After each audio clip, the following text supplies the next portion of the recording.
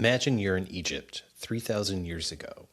You're an embalmer, and it's your job to prepare people for their journey into the next world. And along the way, you've learned more about the human body than almost anyone else. You've seen and held the organs, including the heart. You know there are vessels running out of it, threading throughout the whole body. But here's what you can't answer. Where does the blood come from? And once it flows out into the body, where does it go?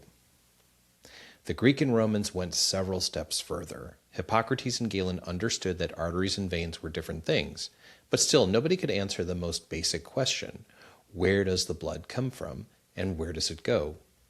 Galen had an answer. He believed the liver was constantly making new blood out of food. That blood would travel outward through the veins, into the arms and legs, and the rest of the body. And once it got there, the tissues would use it up, almost like fuel being burned. And honestly, it's not a ridiculous idea. It explains what you can see. You eat food, the body makes something from it, blood moves outward, the tissues need nourishment. It made enough sense that people believed it for nearly 1,400 years. Then in 1628, an English physician named William Harvey published a very small book that completely changed our understanding of the heart. And he didn't do it with a better microscope. Harvey never saw a capillary. Those tiny vessels connecting the arteries and the veins wouldn't be seen until 4 years after his death. Instead, Harvey took Galen's idea apart with arithmetic. Harvey came from a family of merchants. He grew up around the language of trade, money going out, money coming in, and ledgers that had to balance. Even the word he eventually used, circulation, was already connected to money moving around and coming back again. And when Harvey faced a question that nobody could answer by looking, he didn't guess, he counted. He didn't know exactly how much blood the heart pushed out with each beat, so he deliberately chose a very small estimate. The smallest amount he thought the heart could possibly be pushing out. Then he multiplied. A small amount of blood per beat times the number of beats in a minute times 30 minutes. And the number he got was enormous. In only half an hour, the heart would move more blood than the entire body contained. Over an hour, more than the person's entire body weight. Now think about what that would mean if Galen were right. The liver would have to manufacture hundreds of pounds of brand new blood every day from the food the person wasn't even eating. That couldn't be happening. The numbers didn't balance. So the blood could not simply travel outward and disappear. It had to be coming back. The heart wasn't constantly making new blood. It was moving the same blood around and around the body. Blood circulated. And Harvey reached that conclusion not because he saw the whole system, because he did the math. The pattern was simple. Amount of blood per beat times beats per minute equals the total the heart pumps out in a minute. Not a new machine, not a complicated equation, just careful observation and multiplication. Hold on to that pattern. We'll use it again before we're done. This is Story Problem. I'm Behir Rabbani. I'm making this show for parents and adult learners who maybe don't feel like math people, who might carry some old anxiety from math or science classes or from standardized tests, but who still want to understand something real without feeling like they can't catch up. We don't have any beakers on this show, no slime, no forced enthusiasm, just stories that are actually true and math that's actually real. Episode 1 is about a number called the ejection fraction. And by the end, you're going to know all 3 ways a percent problem can be asked and be able to solve each one out loud using how your own heart works as an example. Harvey figured out that blood moves in a loop, but there was still another question he couldn't answer. Every time the heart beats, how much blood inside of it actually gets pushed out? Today we have a number for that. And as a cardiologist, I use this number every single day. It's called the ejection fraction. Your heart does not squeeze itself completely empty with every beat, and it isn't supposed to. A healthy heart usually puts out somewhere between 55 and 70% of the blood inside its main pumping chamber, the left ventricle. The rest stays behind, waiting for the next beat. Imagine the heart fills with 100 milliliters of blood. If it pushes out 60 milliliters, its ejection fraction is 60%. That's really all the term means. Ejection is the amount pushed out. Fraction tells us we're comparing that amount with how much was there to begin with. So the question is, out of all the blood that could have left, what fraction actually did? When that number falls well below normal into the range we call heart failure with reduced ejection fraction, it tells us the heart squeeze has weakened. It's an extraordinary useful measure of the heart's pumping strength. So here's the concept. Ejection fraction is the fraction of blood inside the heart that gets pumped out with each beat. Amount pushed out divided by the amount that was there in the beginning. That's it. But that math can be asked of us in 3 different ways. Sometimes we know the total and the percentage, and we find how much came out. Sometimes we know how much came out and how much was there, and we find the percentage. And sometimes we know how much came out and what percentage that was, and we work backward to find how much was there in the first place. Those are the 3 kinds of percentage problems. Once you can tell which one you're being asked, the math gets much easier. Let's do the first kind together. Stay with me even if you're driving or you don't have anything to write down with. You don't need to jot anything down. Just follow the numbers in your head. The heart fills with 120 milliliters between beats. That 120 is the whole, the total sitting in the chamber. The ejection fraction is 60%, which just simply means 60 out of every 100. If the heart starts with 120 and pumps out 60%, how many milliliters actually leave? We know the whole, we know the percent, we're looking for the part. What is 60% of 120? Here's the easy way to figure that out in your head. 10% of 120 is 12. Multiplied by 6, 12 times 6 is 72. So the heart pumps out 72 milliliters. You knew the whole, you knew the percent, and you solved for the part. This pattern shows up everywhere, and on a test, it's often hiding inside a store discount. Say a jacket costs $80 and it's 25% off. 25% is 1/4, and 1/4 of 80 is $20. That's the discount. But watch the question. It usually wants the sale price, not the discount. So 80 minus 20 is 60. The jacket costs $60. The word problem changes, but the math stays the same. Today, the percentage described blood leaving the heart. Tomorrow, it might be a sale price, a test score, or the growth of a population. But finding the part is only one of 3 ways a percentage problem can be built.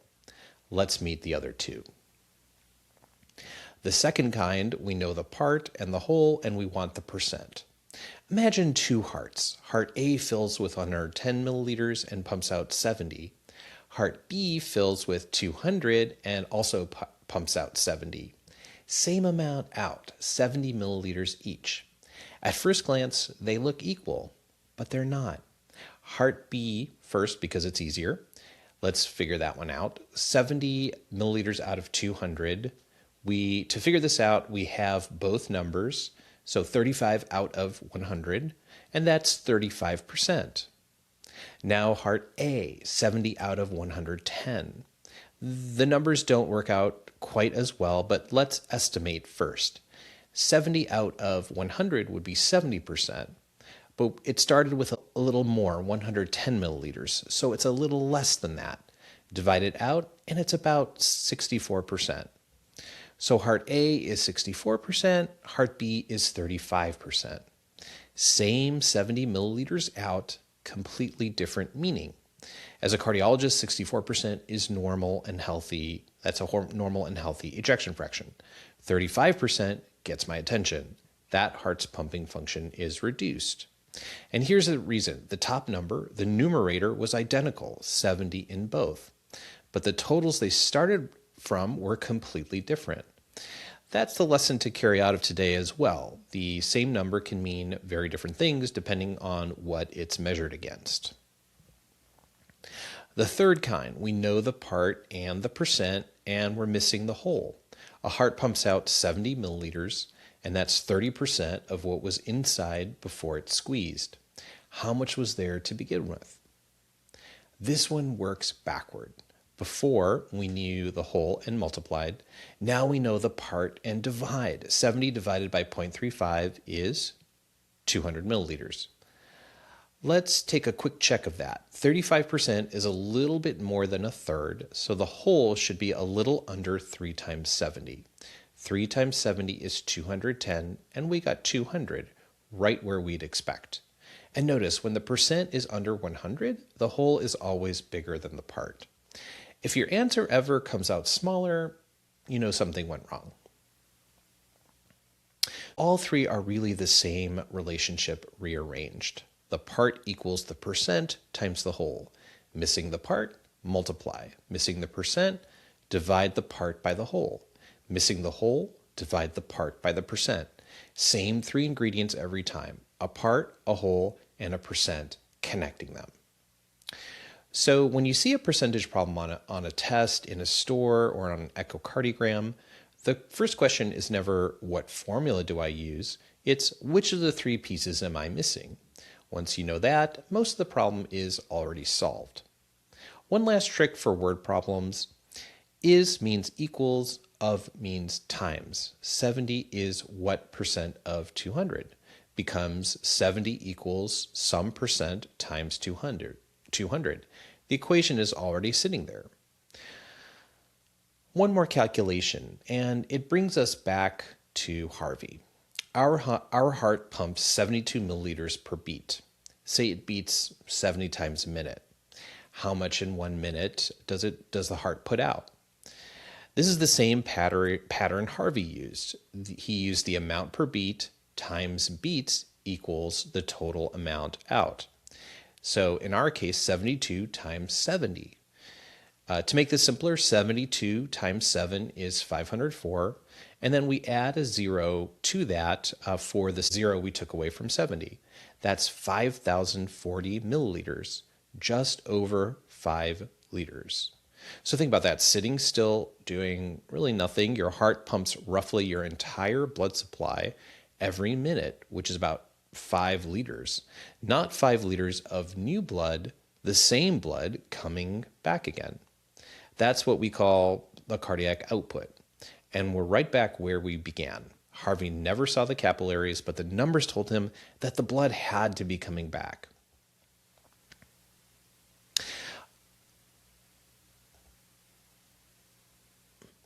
Now let's try each one of the different problems. I'll give the problem, then pause, and you try it first. Just ask, what do I know, and what am I looking for? Here's the first one. A heart fills with 100 milliliters and has an ejection fraction of 55%. How much pumps out? When the whole is 100, this one's almost automatic. 55% of 100 is 55 milliliters. Here's the second problem. A heart fills with 150 milliliters and pumps out 45. What's the ejection fraction? We know the part and the whole, we want the percent. 10% of 150 is 15, and 45 is 3 times 15, so 30%. That's a reduced ejection fraction. Problem number 3, a heart pumps out 60 milliliters, and that's 40%. What's the whole? We know the part and the percent, and we want the whole. If 40% is 60, then 10% is 15, so 100% is 150 milliliters. Let's check that. 40% of 150 is 60, so that works.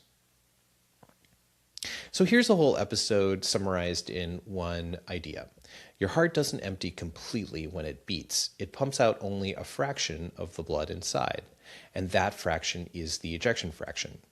Percentage problems work the same way. There's always a part, a whole, and a percent, and the only real question is which piece you're missing. Well, this has been Story Problem. Thanks for spending this time with me, and if you work through those problems along the way, no pencil, no paper, no calculator, you just proved you can do real math anywhere. If you enjoyed this episode, please come back for future episodes, subscribe, and the best thing you could do is recommend this show to a friend. Thank you so much.